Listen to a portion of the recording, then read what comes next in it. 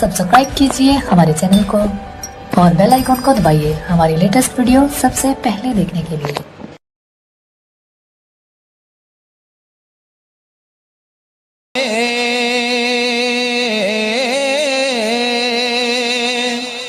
मुनव्वर मेरी आँखों को मेरे शम्सो दुहा कर दे, गमों की धूप में वो साये जुल्फे दोता कर दे गमों।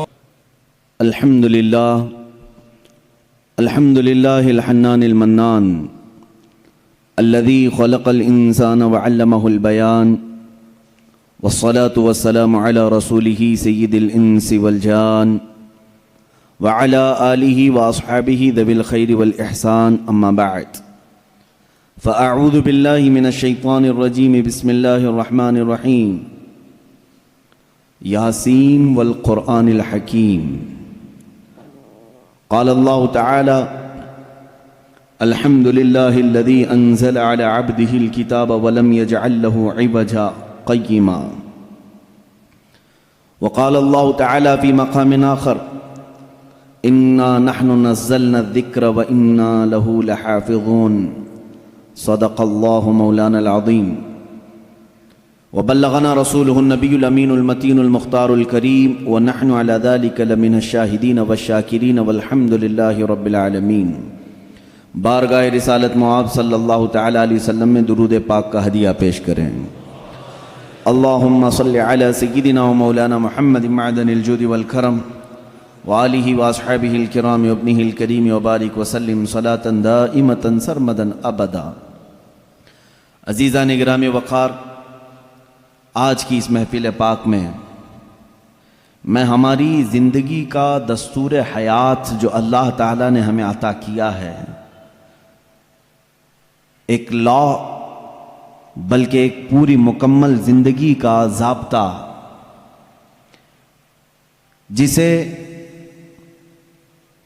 हम कुरान अज़ीम कहते हैं, इसी मुकम्मल ज़ाब्ता हयात और इस दस्तूर हयात वाली किताब के मुताल्लिक़ कुछ बातें अर्ज़ करने की कोशिश करूँगा। जाहिर सी बात है, दुनिया में जो भी चीज़ है उसके इस्तेमाल के तरीक़े बनाने वाला खुद ही बताता है। कोई भी मशीन अगर बनती है तो उसके साथ एक बुकलेट होती है कि इसके इस्तेमाल करने के तरीक़े क्या हैं। आप कोई भी गाड़ी ख़रीद करके लाएं तो उसमें भी लिखा जाता है कि इसके फंक्शंस क्या क्या हैं, फीचर्स क्या क्या हैं। तो हर मशीन और हर आले के इस्तेमाल करने की चीज़ें बनाने वाला खुद उसके साथ दे देता है। इसी तरह मेरे अजीज़ों, तमाम जहां के इंसानों को पैदा करने वाले खालिक ने इंसान की पैदाइश से लेकर मौत तक कैसे जीना चाहिए, कैसे रहना चाहिए, इसके लिए जो ज़ाब्ता बनाया है वो कुरान बनाकर नाजिल फरमाया है। हमारी ज़िंदगी का मुकम्मल दस्तूर इसमें लिखा गया है। यह और बात है कि कुरान से आज खुद हमारी उम्मत बहुत पीछे जा रही है। याद रखना एक बात, इकबाल ने कहा था, गर खाही मुसलमान जीस्तन नीस्त मुमकिन जुज़्ब कुरान जीस्तन। अगर तुम चाहते हो कि मुसलमान हो करके जियो तो ये बात मुमकिन ही नहीं है कि कुरान छोड़ करके जी सको। कुरान के बगैर तुम्हारी ज़िंदगी ही नहीं है, तुम्हारा वजूद ही नहीं है। यूं समझ लें कि जितना जिंदा रहने के लिए हवा पानी खाने की ज़रूरत है, इसी तरह तुम्हारे ईमान और इस्लाम के ज़िंदा रहने के लिए कुरान उतना ही ज़रूरी है। बिना कुरान के तुम्हारी ज़िंदगी नहीं। कुरान एक ज़ाब्ता हयात सिर्फ मुसलमानों के लिए नहीं, अगर लोगों की तासुब की ऐनक निकल जाए तो मैं कहता हूँ ये सारे जहां के इंसानों के लिए ज़ाब्ता हयात है। पूरे दुनिया के इंसानों के लिए, चाहे वो आज किसी भी दीन से ताल्लुक़ रखते हों, उन सब के लिए कुरान ज़ाब्ता हयात है। कुरान बताता है जीने के सलीक़े क्या हैं। کون سی چیز تمہارے جسم کو فائدہ پہنچا سکتی ہے، کون سی چیز نقصان پہنچا سکتی ہے۔ اب میں آپ کو بتاؤں، گاڑی کسی نے بنایا اور آ کر کے آپ مجھ سے سوال کر رہے ہیں اس گاڑی میں کیا ڈالوں، میں تو آپ سے یہی کہوں گا گاڑی بنانے والے سے پوچھو، وہ زیادہ بہتر جانتا ہے۔ عزیزان گرامی، آج یہی حال ہمارا ہے۔ ہمیں پوچھنا یہ چاہیے تھا کہ میرے جسم کا نظام کون سی غذاؤں سے بہتر چلے گا، اے مولا تو ہی بتا، اس لیے کہ تو نے مجھے بنایا ہے۔ اور اللہ سے پوچھنا ہو تو قرآن کھولنا ہوگا، اس مولا نے بہت پہلے ہی تمہیں سارے ضابطے بیان کر دیے۔ اب ایک بات یہ بھی سمجھ کر کے چلیں، بنانے والے نے جو تمہیں ٹرمز کنڈیشن اور جو رولز ریگولیشن بتائے ہیں اس کے خلاف استعمال کرو گے تو مشین کا کیا ہونا ہے وہ سب تمہیں معلوم ہے۔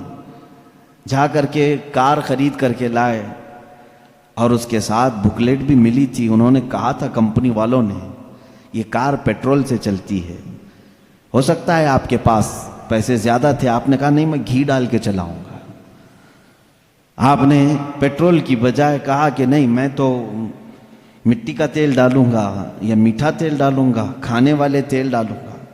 اس گاڑی کا حشر کیا ہونا ہے وہ آپ کو معلوم ہے۔ کیوں؟ اگرچہ آپ کے دماغ میں گھی اور مہنگا ہے لیکن وہ مشین کے لیے سوٹیبل نہیں ہے۔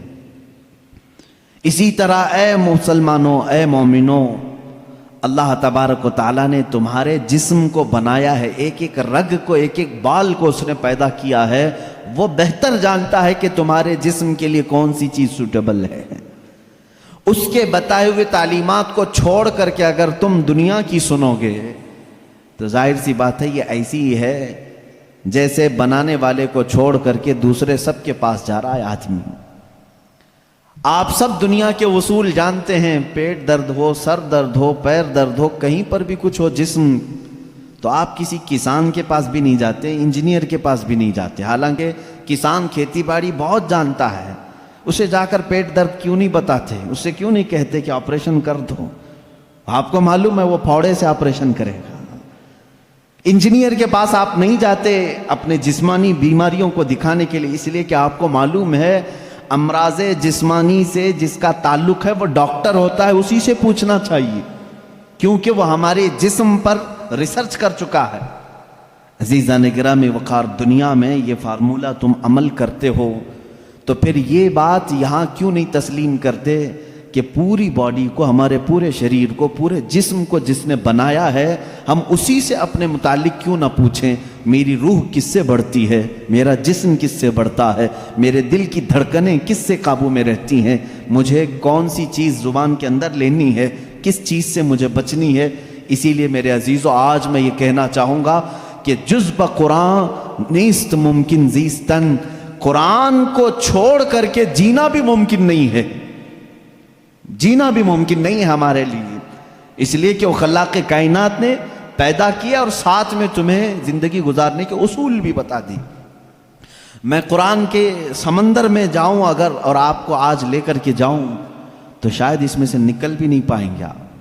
ایک ایسے سمندر کا نام ہے یہ جس میں جو جتنا غوطہ لگایا اتنی موتیاں لے کر کے آیا، اور اس کے عجائبات، اس کے اسرار، اس کے رموز کبھی ختم نہیں ہوں گے۔ میں جانتا ہوں اکثر میرے مجمع میں نوجوانوں کی کثرت ہوتی ہے اور تقریباً کالج کے بھی ہیں، پڑھے لکھے بھی ہیں۔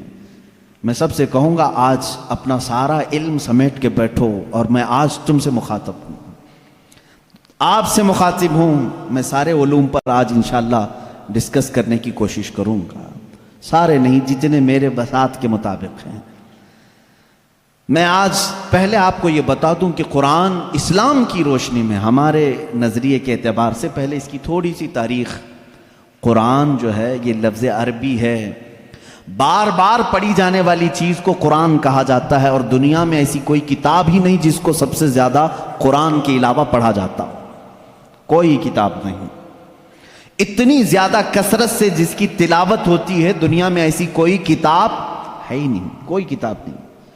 احادیث رسول بھی نہیں، کیونکہ وہ تلاوت نہیں ہوتے، قرآن کی تلاوت ہوتی ہے۔ کروڑوں مسلمان ہیں، اور بغیر قرآن کی تلاوت کیے کسی کی نماز بھی ممکن نہیں، کسی کی نماز بھی نہیں ہے۔ آپ کی نماز قرآن کے بغیر ہوتی ہے؟ نہیں ہوتی۔ تو کثرت سے تلاوت کرنے والی چیز کو قرآن کہا جاتا ہے، اسی لیے اس مصحف کو یعنی اس کتاب کا نام قرآن رکھا گیا۔ حالانکہ قرآن پاک ہماری زبانوں میں مشہور ہے، اس کا ایک ہی نام نہیں ہے، اور 27 نام الگ ہیں۔ قرآن پاک کو عربی میں الگ الگ ناموں سے ذکر کیا گیا ہے، بلکہ خود قرآن میں ہی اس کے کئی نام آئے ہیں۔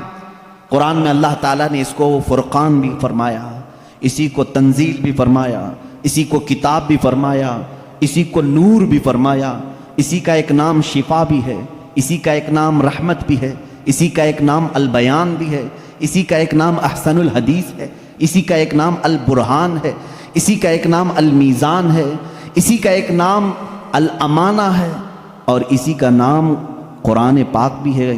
یہ تمام نام قرآن پاک کے خود قرآن میں استعمال ہوئے ہیں، اللہ نے خود قرآن پاک میں فرمایا ہے۔ کثیر نام ہے، اور ہر نام کی ایک الگ الگ وجہ ہے کہ کیوں اس کا نام یہ رکھا گیا۔ اب اندازہ کرو آپ کہ میں ایک ایک نام کی تشریح بیان کروں تو 27 دن تو اسی میں لگ جائیں گے کہ قرآن کے نام کیا کیا ہیں۔ ایک ایک نام قرآن کیوں کہا گیا، میں تو اس کی ایک مختصر وجہ بتایا نا، سب سے زیادہ پڑھی جانے والی چیز ہے، اس لیے اس کو کیا کہتے ہیں؟ قرآن۔ اسی طرح بیان، اللہ نے فرمایا ہر چیز کا اس میں بیان ہے، کچھ بھی نہیں چھوڑا گیا ہے، اس لیے اس کو بیان کہتے ہیں۔ تنزیل، اس لیے کہ یہ اتارا گیا ہے، اس لیے اس کو تنزیل کہتے ہیں۔ احسن الحدیث ہے، سب سے اچھی بات کو کہتے ہیں عربی میں، اور قرآن سے اچھی بات کوئی ہے نہیں، اس لیے اس کا نام احسن الحدیث ہے۔ اس کا ایک نام شفا ہے، اس لیے کہ اس کی آیتیں مریضوں پر پڑھو تو شفا ملتی ہے۔ اس کا نام ہدا ہے، اس لیے کہ اس میں ہدایت کی آیتیں ہیں، بھٹکا ہوا بندہ اگر پڑھ لے تو سیدھے راستے پر آ جائے۔ اس کا نام رحمت ہے، اس لیے کہ غم میں اگر کبھی بندہ اس کو پڑھ لے، بلکہ حضور اکرم صلی اللہ علیہ وسلم نے فرمایا اپنی میتوں پر سورہ یاسین پڑھو، ان پر رحمت ہوتی ہے۔ تو قرآن کا نام رحمت بھی ہے، اسی لیے قرآن کے اسماء اور قرآن کے ناموں کی تفصیل اپنا ایک الگ ٹاپک ہے۔ لیکن میں آپ کو بتاؤں، جس قرآن کو ہم نے ترک کیا ہوا ہے آج، اے میرے عزیز بچوں، آج کی محفل کے بعد میں سب سے کہوں گا، عہد کر کے اٹھنا کہ اے اللہ مجھے اس وقت تک موت نہ دے جب تک میرے سینے میں قرآن کا کوئی حصہ نہ آ جائے۔ اس لیے کہ رسول کریم صلی اللہ علیہ وسلم نے فرمایا، جس مسلمان کے سینے میں قرآن کا کوئی حصہ نہیں، حضور پاک صلی اللہ تعالیٰ علیہ وسلم نے فرمایا وہ قبرستان کی طرح ویران ہے۔ جس گھر میں قرآن کی تلاوت نہیں ہوتی وہ گھر ویران ہے، خراب۔ حضور اکرم صلی اللہ علیہ وسلم نے فرمایا وہاں سے فرشتوں کی دوری ہوتی ہے، اور شیاطین اور سرکش جنات ان کے گھروں میں بسیرا کرنے لگتے ہیں جن گھروں میں قرآن کی تلاوت نہیں ہوتی۔ قرآن کا ایک حصے سے مراد چند آیتیں، چند سورتیں بھی اگر تمہیں یاد ہیں، انشاءاللہ العزیز آپ اس کی فضیلت کے ساتھ قیامت کے دن شفاعت کے مستحق بھی ہوں گے۔ قرآن کا تھوڑا حصہ بھی اگر تمہارے سینے میں موجود ہے، اس لیے کہ اللہ کے حبیب صلی اللہ تعالیٰ علیہ وسلم سے صحابہ اکرام نے فرمایا، عرض کیا آقا دنیا سے جانے کے وقت سب سے اچھی چیز کیا لے کر کے جائیں اس دنیا میں؟ حضور پاک صلی اللہ علیہ وسلم نے فرمایا، رب تعالیٰ کے نزدیک وہ بندہ دنیا میں لانے والی چیزوں میں سب سے بہتر ہے جو قرآن اپنے ساتھ لایا ہو۔ قرآن اپنے ساتھ لایا ہو مطلب کیا ہے؟ قبر میں یہ لکھا ہوا قرآن رکھ دیا آپ نے اور یہ سوچا کہ ہماری میت قرآن لے کر جا رہی ہے۔ میاں قرآن یہ ورقی قرآن نہیں کہہ رہا ہوں میں، قرآن وہ نفس قرآن جو لوح محفوظ میں ہے اور تمہارے دلوں میں اترا ہوا ہے، اس قرآن کی بات کر رہا ہوں۔ وہ قرآن جس نے بھی اپنے سینے میں رکھا اور اللہ کی بارگاہ میں گیا، اس کی سفارش قرآن کی مردود نہیں ہوتی۔ رسول کریم صلی اللہ تعالیٰ علیہ وسلم فرماتے ہیں، دو چیزیں تمہارے عمل میں سے، تمہارے عمل جتنے بھی ہیں دنیا میں، جیسے نماز، روزہ، حج، زکوٰۃ، خیرات، صدقات، یہ سب جو اعمال ہیں، ان سارے اعمال میں سے دو عمل ایسے ہیں، حضور پاک صلی اللہ علیہ وسلم فرماتے ہیں وہ قیامت کے دن ان کو اللہ تعالیٰ شکل دے گا، انسانوں جیسی ایک شکل، اور وہ اپنے ساتھی کی سفارش کرنے کے لیے جھگڑا کریں گے۔ وہ آئیں گے سفارش کے لیے. پوچھا گیا وہ کون سی ہیں؟ کہا ایک روزہ رمضان، اللہ تعالیٰ اس کو شکل دے گا، اور دوسرا قرآن، اس کو بھی شکل دی جائے گی. حضور اکرم صلی اللہ تعالیٰ علیہ وسلم نے فرمایا جس کے حق میں یہ دونوں نے سفارش کر دی اس پر جنت واجب ہو گئی، اور جس کے خلاف آ کر کے یہ دونوں کھڑے ہو گئے، میرے آقا صلی اللہ علیہ وسلم فرماتے ہیں پھر اس پر دوزخ میں جانا لازم ہو جائے گا. اگر یہ دونوں آ کر کھڑے ہو گئے کسی کے خلاف، قرآن اور رمضان. رمضان کہے گا کہ مولا میں اس کے گھر جاتا تھا، اس نے بے حرمتی کی ہے، میری بے عزتی کی ہے، میں جب جاتا تھا تو یہ بے حیائیاں ویسے ہی کرتا تھا، میرا ادب و احترام کبھی نہیں کیا اس نے. اگر رمضان ہمارے خلاف کھڑا ہو گیا اور قرآن اگر یہ کہہ دیا کہ مولا کبھی اس نے مجھے اپنے سینے سے نہیں لگایا، کبھی میری آیتیں تلاوت نہیں کیا، اس کو آج معاف نہ کیا جائے، رب تعالیٰ ان دونوں کی سفارش اس حق میں بھی قبول کرے گا اور دوزخ میں بھیجے گا. اللہ کے رسول صلی اللہ تعالیٰ علیہ وسلم جو سید المعصومین ہیں، بخشے ہوئے ہیں، وہ دعا یہ کرتے تھے اللہم اجعل القرآن حجتا لنا لا حجتا علینا. اے اللہ قرآن کو قیامت کے دن ہمارا سفارشی بنا، ہمارے خلاف مقدمہ کرنے والا نہ بنا. اندازہ کرو رسول کریم صلی اللہ تعالیٰ علیہ وسلم جب یہ دعا فرماتے تھے، اس قرآن کو تم ہلکا نہ سمجھو. اے مسلمانوں، سوچنے کی بات ہے، تمہارے پاس 1000 کتابیں نہیں ہیں، ایک ہی قرآن ہے جس سے ساری امت کو جوڑا گیا ہے. اور حد تو یہ بھی ہے اسلام میں، اسلام کے نام پر 70 سے زیادہ فرقے بنے، بہت فرقے بنے. ہر صدی میں کچھ نہ کچھ فرقے جنم لیتے رہے اور مرتے بھی رہے، آج بھی ہیں 70 سے زیادہ فرقے پائے جاتے ہیں. بلکہ خود شیعوں میں 70 فرقے ہیں، خوارج میں الگ فرقے ہیں، ان کے علاوہ اور دوسرے فرقے جیسے قادیانی ہیں، بدعقیدہ ہیں، جو اسلام کی کچھ نہ کچھ بنیادی چیزوں سے انحراف کرتے ہیں. لیکن میں آپ کو بتاؤں، تقریباً جتنے اسلامی فرقے ہیں سب کا اتفاق ہے کہ قرآن یہی ہے، کوئی اور نہیں. یہ 30 پارے جو قرآن کے ہیں اس پر سب کا اتفاق ہے. یہ بھی قرآن کا ایک معجزہ ہے، دوسرے سارے مسئلوں میں اختلاف چل رہا ہے، لیکن قرآن کا الف لام میم سورہ فاتحہ سے شروع ہو کر والناس پہ ختم ہونے میں تقریباً سارے فرقے اس کو تسلیم کرتے ہیں. شیعوں کا ہمارا اختلاف ہے، اہل حدیث سے اختلاف ہے، دیوبندیوں سے اختلاف ہے، رافضیوں سے اختلاف ہے، قادیانیوں سے اختلاف ہے، لیکن جا کر کے سارے مکاتب فکر میں آپ دیکھیں سب کے ہاں یہی قرآن پڑھا جاتا ہے، یہی قرآن ہے. اسی لیے میں کہتا ہوں ایک قرآن ہے، لیکن اس امت نے اس کو اتنا بوجھل کیوں سمجھا ہے، اس کو اتنا بھاری کیوں سمجھا ہے، جبکہ وہ مولا اسی قرآن میں یوں فرماتا ہے، ایک بار نہیں 4 بار فرما رہا ہے وَلَقَدْ يَسَّرْنَا الْقُرْآنَ لِلذِّكْرِ فَهَلْ مِن مُدَّكِرٍ. ہم نے قرآن کو یاد کرنے کے لیے آسان بنایا ہے، ہر کوئی یاد کرنے والا، اور وہ اتنا آسان ہے، اتنا آسان ہے. میں نے خود دیکھا ہے کہ وہ بچے جن کو ابھی سوجھ بوجھ بھی نہیں آتی، سمجھ بوجھ بھی نہیں آتی، وہ بھی جب قرآن یاد کرنے لگ جاتے ہیں تو ان کے سینوں میں قرآن اتر جاتا ہے. جب میں خود قرآن حفظ کرنے کے لیے نکلا تھا، ہماری عمر 11 سال کی تھی، بہت سارے معاملات سمجھ میں نہیں آتے تھے، لیکن ہم نے تیزی سے یاد کیا. اللہ کا فضل تھا، ہمارے ساتھ کچھ ایسے بھی تھے جن کو 2+2 کیا ہوتا ہے یہ بھی نہیں معلوم تھا، لیکن وہ 30 پارے کے حافظ تھے. دوسری چیزوں میں اگرچہ ذہن کند ہو، لیکن قرآن ایک معجزہ ہے جو یاد کرنے والے کے سینے میں اتر جاتا ہے.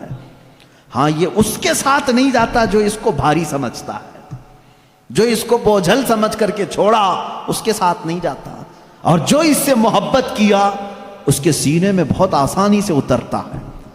میں نے تو محسوس کیا ہے، ہمارے ساتھ ایسا بھی ہوتا رہا ہے، استاد بیٹھے ہوئے ہیں سنتے رہتے تھے، ایک دن کا اتفاق ایسا ہوا کہ خبر یہ لگی کہ کل شاید استاد آنے والے نہیں ہیں.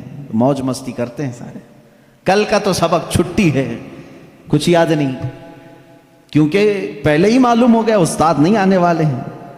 اور صبح 8 بجے سے کلاس چلتی تھی، 9 بجے تک نہیں آئے تو پکا ہو گیا کہ آئیں گی.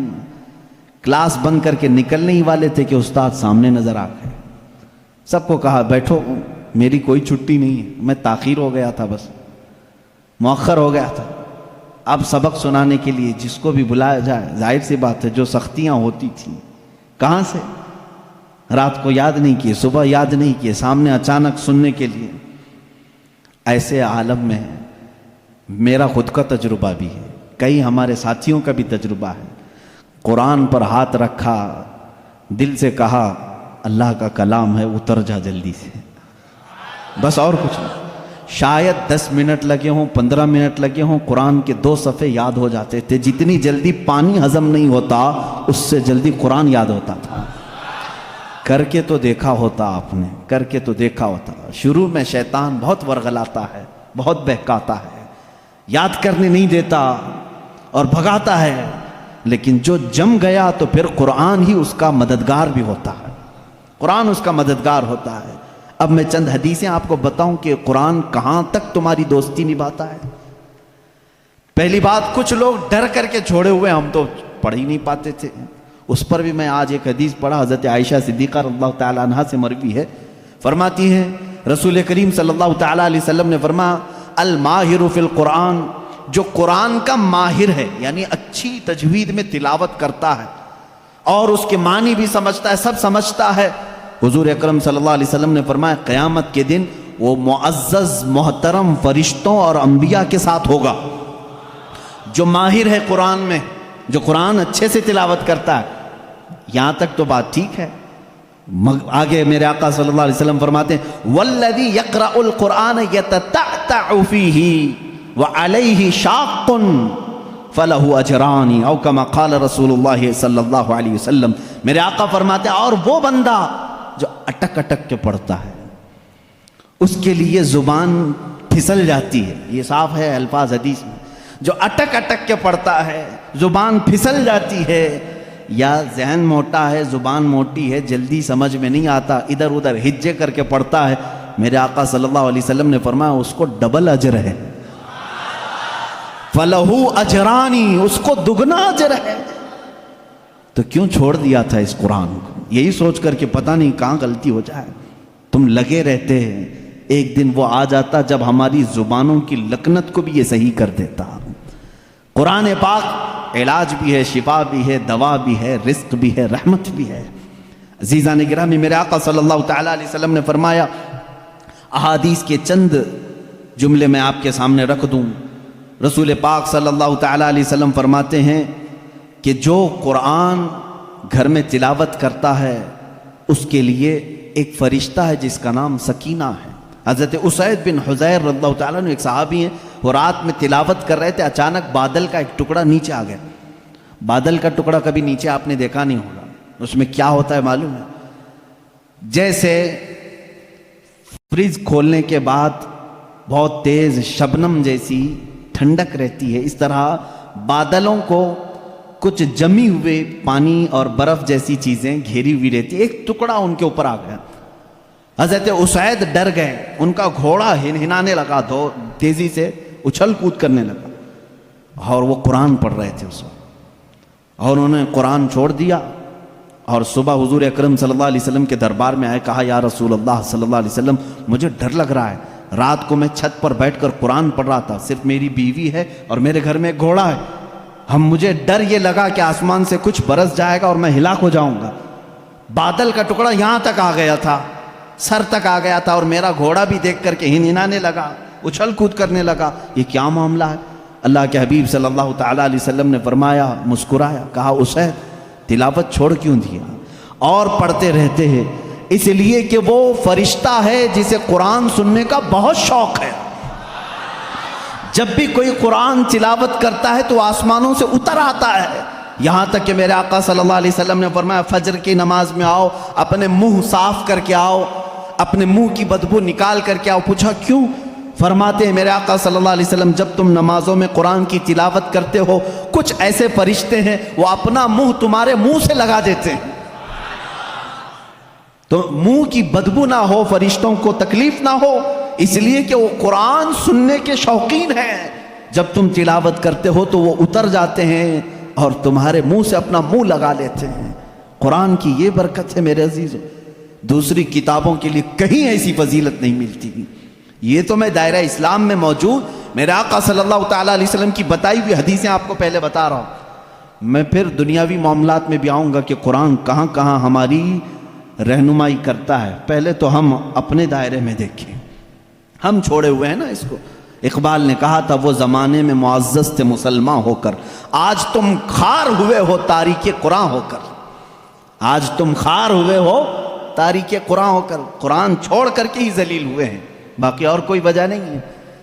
اللہ تبارک و تعالیٰ نے جو مقدس چیز تمہارے لیے اتاری، پچھلی امتوں کو کبھی یہ چیز نہیں ملی، قرآن جیسی برکت کسی امت کو نہیں ملی جو امت مصطفیٰ صلی اللہ علیہ وسلم کو ملی۔ تورات آئی ہے، انجیل آئی ہے، زبور آئی ہے، سب کو معلوم ہے نا، آسمانی کتابیں آئی۔ جاؤ اے مسلمانوں، ڈھونڈ کر کے لاؤ تورات کا ایک نسخہ جو موسیٰ علیہ السلام پر اترا تھا، ڈھونڈ کر کے لے آؤ انجیل کا ایک نسخہ کہ جو عیسیٰ علیہ السلام پر اترا تھا، زبور کا ایک نسخہ لے کر کے آؤ۔ آج وہ کتابیں ناپید ہیں، اور اگر ہیں تو اس میں اختلاف۔ خود عیسائیوں کے ہاں 4 قسم کی انجیلیں پائی جاتی ہیں، یہودیوں کے ہاں تورات اولڈ ٹیسٹمنٹ میں، یونان والوں کا الگ، فلاں جگہ کا الگ، جرمنی کے الگ، UK کے الگ، امریکہ کے الگ۔ جا کر کے دیکھو گے تو ان کے نسخوں میں الگ الگ تبدیلیاں ہیں۔ زبور نام کی جو کتاب تھی داؤد علیہ السلام پر، وہ کہاں ہے؟ اس کی کتنی آیتیں غائب، کسی کو نہیں پتا۔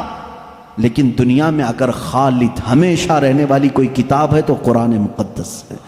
تم جاؤ امریکہ میں بھی تمہیں یہی قرآن ملے گا جو سورہ فاتحہ سے شروع ہو رہا ہے، عرب میں جاؤ یہی قرآن ملے گا جو والناس پہ ختم ہو رہا ہو، ہندوستان میں آؤ یہی قرآن ملے گا جس کے درمیان میں سورہ کہف ہے۔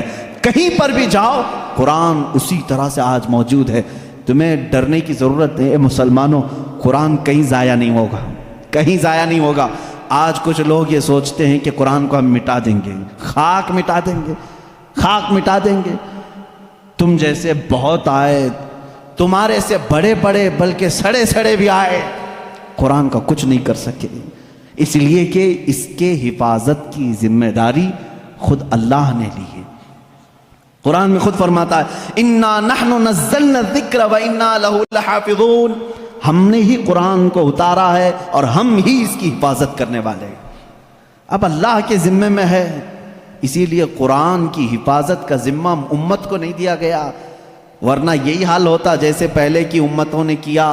عیسائی علماء کیا کرتے تھے؟ امیروں کے لیے الگ آیتیں بتاتے تھے، غریبوں کو الگ آیتیں بتاتے تھے، پیسہ لیتے تھے، آیتیں بدل دیتے تھے۔ اگر امت کے حوالے یہ قرآن بھی چھوڑ دیا جاتا تو دنیا دار زر خرید مولوی وہ قرآن کو بھی بیچ دیتے ہیں، حکومت کو راضی کرنے کے لیے آیتیں بدل دیتے ہیں۔ لیکن اللہ نے امت کے حوالے نہیں رکھا، خود اپنے حفظ و امان میں رکھا ہے۔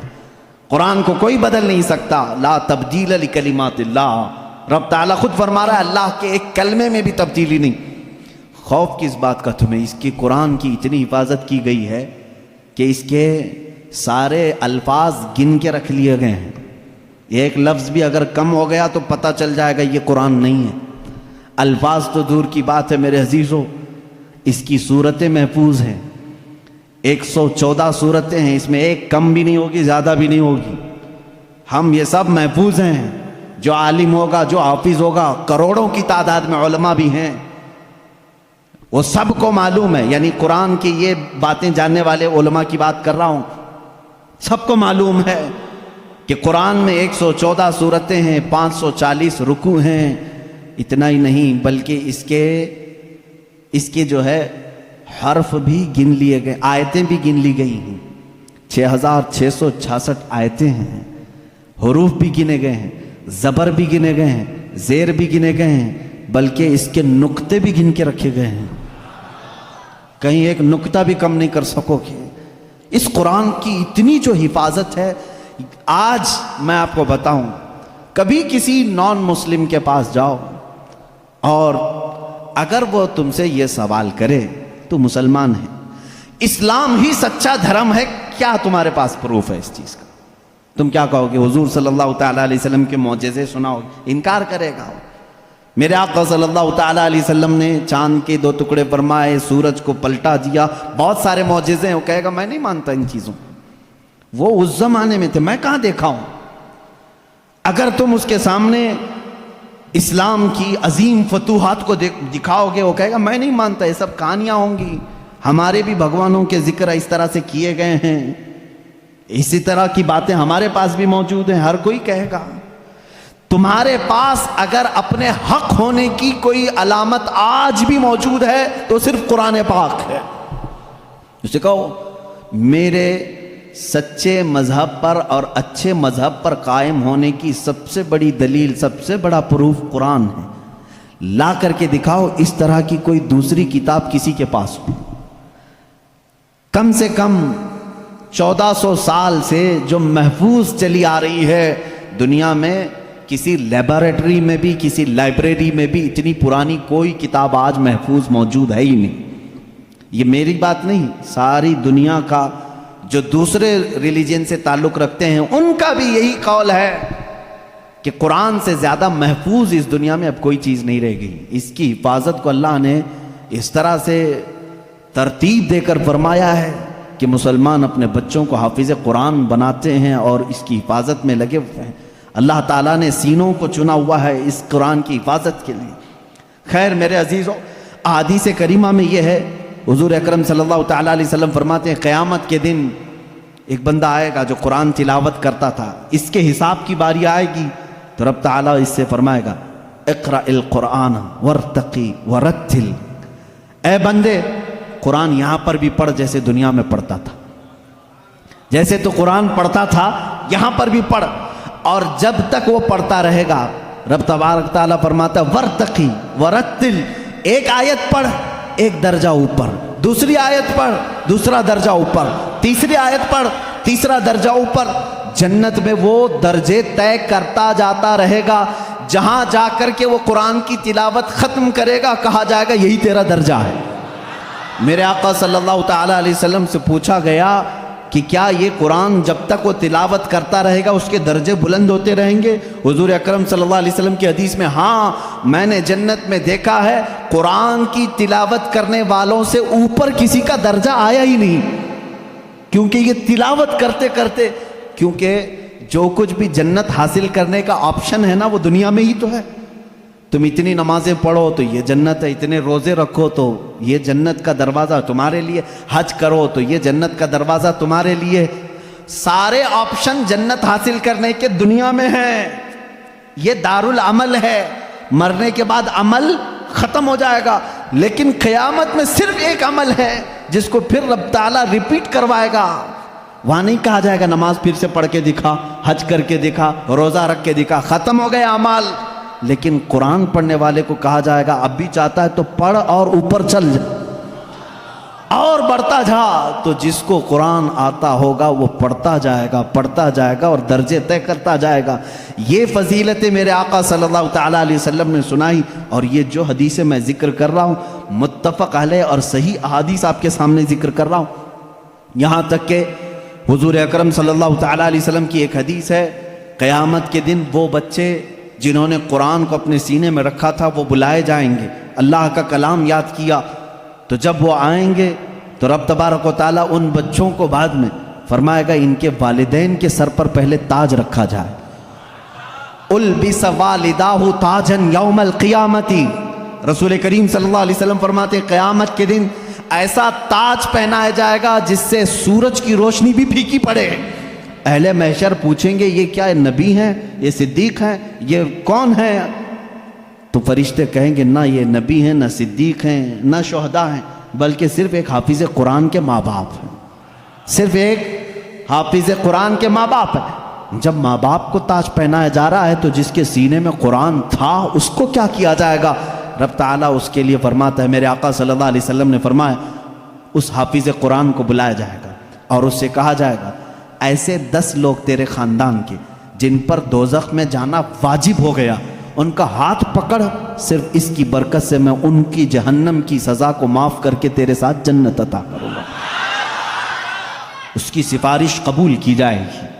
لیکن یاد رکھیں میرے عزیزو، حافظ قرآن قرآن کی آیات پر عمل کرتا ہو، اس کا ادب بھی کریں، احترام بھی کریں۔ آج زمانے میں حفاظ قرآن کے ساتھ بہت ہی برے سلوک دیکھنے کو ملتے ہیں۔ یاد رکھنا قیامت کے دن وہ اس عذاب میں مبتلا ہوں گے جو قرآن کی بے حرمتی کرنے والے کا عذاب ہوگا، کیونکہ وہ حافظ قرآن کی بے ادبی کرتے ہیں۔ ہمارے بزرگان دین جو سلف صالحین ہیں، میں نے پڑھا بھی ہے، بزرگان دین کا طریقہ تو یہ ہوتا تھا کہ اگر کوئی حافظ قرآن زمین پر بیٹھا ہے تو وہ کبھی اوپر نہیں بیٹھتے تھے۔ ہاں اگر وہ خود حافظ قرآن ہیں تو پھر دونوں کے معاملات ایک طرح کے ہیں، لیکن کوئی حافظ قرآن نہیں ہے اور کوئی حافظ نیچے بیٹھا ہے تو علماء بزرگان دین اس کو بے ادبی محسوس کرتے تھے۔ اللہ کا کلام سینے میں لے کر وہ نیچے ہے اور بغیر حفظ قرآن کیا ہوا اوپر بیٹھا ہے، اس کو بزرگان دین نے بے ادبی محسوس فرمائی۔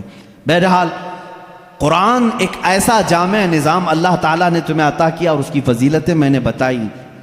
اور سب سے بڑی بات کیا ہے معلوم ہے؟ قرآن اللہ نے اتارا، آیتیں ساری چیزیں میرے آقا صلی اللہ علیہ وسلم پر اترتی رہیں۔ اس کی پہلی آیت جو اتری اقرا بسم ربک الذی خلق، غار حرا میں واقعہ آپ کو معلوم ہوگا۔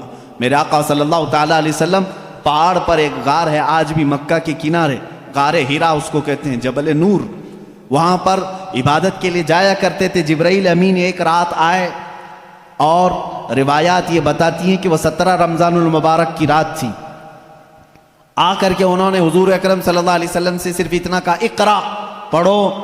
آپ صلی اللہ علیہ وسلم نے فرمایا ما انا بقاری، میں نہیں پڑھنے والا ہوں۔ بعض بے وقوف اس کا ترجمہ یوں کرتے ہیں مجھے پڑھنا نہیں آتا۔ حضور اکرم صلی اللہ تعالیٰ علیہ وسلم کو پڑھنا نہیں آتا۔ آپ نے جبرائیل امین نے سینے سے سینہ لگایا اور پھر کہا اقرا، کہا پڑھو۔ میرے آقا صلی اللہ علیہ وسلم نے وہی جواب دیا۔ 4 بار اس طرح سے ہوا، چوتھی مرتبہ جو ہے جبرائیل امین نے صرف اقرا نہیں کہا۔ اقرا کا مطلب کیا ہوتا ہے؟ پڑھ، یا آرڈر ہے، آرڈر پڑھ۔ لیکن جبرائیل امین نے جب یہ کہا اقرا بسم ربک الذی خلق، پڑھ اس رب کے نام سے جس نے پیدا کیا، میرے آقا صلی اللہ علیہ وسلم نے پڑھنا شروع کیا۔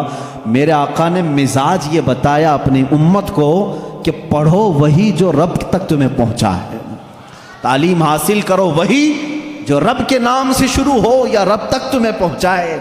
یہ آیتیں یہاں سے شروع ہوئیں اور آیتیں جو ختم ہوئی ہیں اس میں اختلاف ہے۔ بعض علماء نے لکھا ہے کہ الیوم اکملت لکم دینکم، یہ آخری آیت تھی جو حجۃ الوداع میں میرے آقا صلی اللہ علیہ وسلم جب آخری حج میں تھے نازل ہوئی۔ بعض علماء اور مفسرین نے فرمایا اذا جاء نصر اللہ والفتح، یہ سورہ پڑھتے ہوں گے نا آپ نماز میں، یہ قرآن کی سب سے آخری سورہ ہے نازل ہونے کے اعتبار سے۔ ایک بات ذہن میں رکھ لیں، نازل ہونے کی ترتیب الگ ہے اور پڑھنے کی آج ترتیب الگ ہے۔ قرآن آج جو پڑھا جاتا ہے اس کی ترتیب کیسے ہے؟ سورہ فاتحہ پہلے ہے الحمدللہ، اس کے بعد سورہ بقرہ ہے، اس کے بعد سورہ آل عمران ہے، اس کے بعد سورہ نساء ہے، اس کے بعد سورہ مائدہ ہے، اس کے بعد سورہ انعام ہے، پھر سورہ اعراف ہے۔ اس طرح سے یہ سورتیں چلی اور ختم کہاں پہ ہوئی؟ سورہ والناس، قل اعوذ برب الناس ملک الناس، پڑھتے ہیں نا، یہ آخری سورہ۔ یہ پڑھنے کی ترتیب ہے، لیکن نازل ہونے کی جو ترتیب ہے وہ الگ ہے۔ پہلے آیتیں نازل ہوئی تھی 5۔ یہ باتیں میں کیوں بتا رہا ہوں یہ لاسٹ میں آپ کو خود سمجھ میں آ جائے گا۔ ذہن میں اتنا رکھ لینا، سب سے پہلے کون سی آیتیں نازل ہوئی؟ اقرا بسم ربک الذی خلق۔ آج بھی جب بچوں کی بسم اللہ خوانی ہم کراتے ہیں تو یہی آیتیں پڑھاتے ہیں بچے کو، سب سے پہلے یہی پڑھاتے ہیں۔ 5 آیتیں میں پڑھ بھی دیتا ہوں۔ اقرا بسم ربک الذی خلق، خلق الانسان من علق، اقرا وربک الاکرم الذی علم بالقلم، علم الانسان ما لم يعلم۔ یہ 5 آیتیں ہیں جو سب سے پہلے میرے آقا صلی اللہ علیہ وسلم پر نازل ہوئی۔ جبرائیل امین لے کر آتے تھے، حضور اکرم صلی اللہ علیہ وسلم کو سناتے تھے۔ یہ قرآن کی ابتدا ہے اور 23 سال تک نازل ہوتا رہا۔ 23 ایئرز، 23 سال تک نازل ہوتا رہا۔ آخر میں کون سی آیتیں نازل ہوئی؟ ایک تفسیر کی روایت کے مطابق اذا جاء نصر اللہ والفتح ورأیت الناس يدخلون فی دین اللہ افواجا فسبح بحمد ربک واستغفرہ انہ کان توابا۔ یہ 2 چیزیں ذہن میں رکھو۔ اقرا سب سے پہلے، سورہ اذا جاء نصر اللہ سب سے آخر.